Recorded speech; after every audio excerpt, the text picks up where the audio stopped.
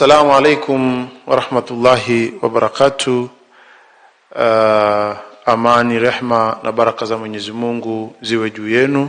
Kwa majina naitwa Mwalimu Regoshola M. Ayubu, ni mtaalam wa masuala ya elimu. Naenda moja kwa moja, tunaendelea na hoja muhimu zinazohusu walimu wa Tanzania, na tuko hoja namba 5. Ambayo hoja namba 5 ni motisha, madaraja na haki za walimu. Mwalimu asipotendewa haki, motisha ya ndani hufa. Tunaita intrinsic motivation.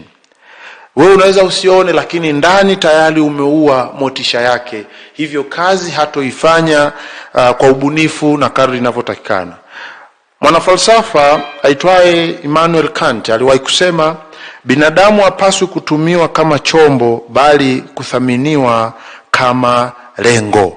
Unapomtumia binadamu kama chombo, akiua motisha ya ndani, basi kwa kweli huwezi kupata yale uliolenga kupata. Tafiti zimefanywa nyingi toka miaka ya nyuma 1960 na huko. Inasema, huyu bwana mtaalamu anaitwa Ellsberg, mwaka 1966 anasema haki na motisha ni msingi wa utendaji. Haki na motisha ni msingi wa utendaji. Lakini hapa unaweza ukaona ripoti ya CAG, ripoti nyingi za CAG zimesema madai ya walimu kuchelewa kulipwa. Hivyo inafanya motisha za ndani za walimu kufa. Kwa mfano, mwalimu anakaa daraja moja kwa miaka 10 bila kupandishwa. Hivi unafikiri ile motisha ya ndani aliyokuja nayo wakati anaanza kazi, umekaa miaka 10 bila kumpandisha daraja, sasa hivi atakuwa katika kiwango gani? Lakini athari zake ni nini? Moja, kwa mwanafunzi, kukosa msukumo. Mwanafunzi anakosa msukumo kwa sababu anayepaswa kumsukuma mwenyewe, ile hali ya kufanya kazi imeisha kufa ndani yake. Lakini kukosa mwongozo wa ndoto. Wanafunzi mnaowaona leo wana ndoto kubwa, wameongozwa na walimu wao. Sasa chukua mwalimu ambaye hali ya motisha ishakufa ndani, hata muongozaje mwanafunzi huyu? Lakini 3, kukosa maadili ya kazi. Tayari ameisha ile hali ya kazi ndani yake imekufa. Kwa hiyo hajali tena utendaji kazi wake, anakuja kama anavyojisikia, ili wenda na nyinyi muamue kama mnavyojisikia.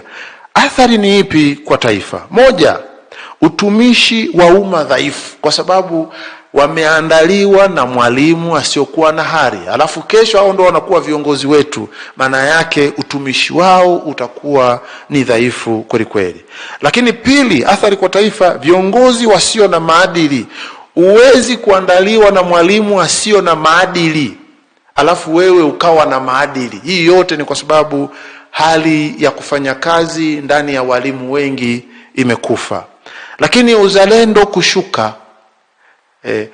Mtu ambaye anaijua haki yake na hajatendewa hiyo haki, hali ya uzalendo wake unashuka kwa sababu anaona kama anaonewa. Kwa hiyo walimu wengi, kwa sababu ya kucheleweshwa zile haki zao, kuchelewesha malipo yao na viongozi kutowajali, hali zao za kufanya kazi zimeshuka sana. Asante sana.